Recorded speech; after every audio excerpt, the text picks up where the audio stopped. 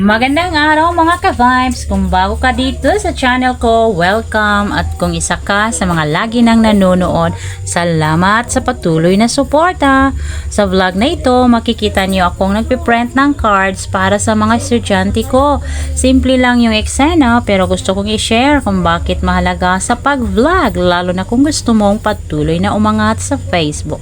Sa totoo lang, noong first hanggang second quarter, grade slips lang muna ang ginamit ko. Bakit? Kasi talagang nahihirapan akong mag-akma ng front at back sa pagpiprint ng cards.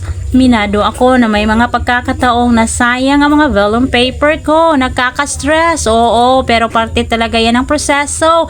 Hindi lang pagpiprint, kundi pati sa pag-vlog. At dito, papasok ang unang tip ko sa pag-vlog.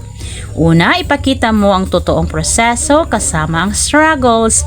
Sa Facebook, mas nagre-resonate ang mga viewers kapag totoo at relatable ang content mo. Hindi kailangang perpekto, minsan mas na-appreciate pa nila ang mga pagkakamali basta may aral.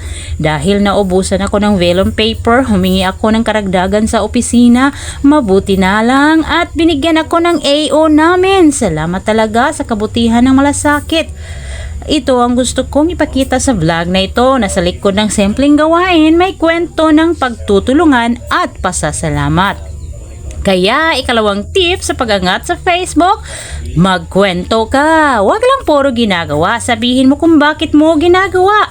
Ang kwento ang dahilan kung bakit nananatili ang viewers hanggang dulo ng video. Ikatlong tip naman, consistency over perfection. Kahit simpleng content tulad nito, pag-print, pag-aayos araw-araw na gawain, kung consistent ka at may saysay ang sinasabi mo, lalago ang page mo.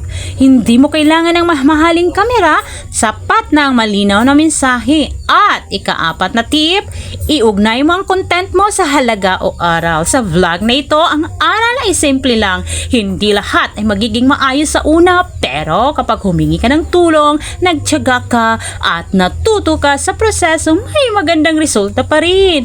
Kaya sa lahat ng mga guro, kaguro, content creator at nagsimula pa lang mag-vlog, huwag kayong matakot mag-share at simple at totoong moments. Diyan nagsisimula ang connection at diyan rin nagsisimula ang pag-angat sa Facebook. Kung nagustuhan nyo ang vlog na ito, huwag kalimutang i-like, i-follow at i-share. Maraming salamat mga ka-vibes at magkita-kita tayo sa susunod na vlog.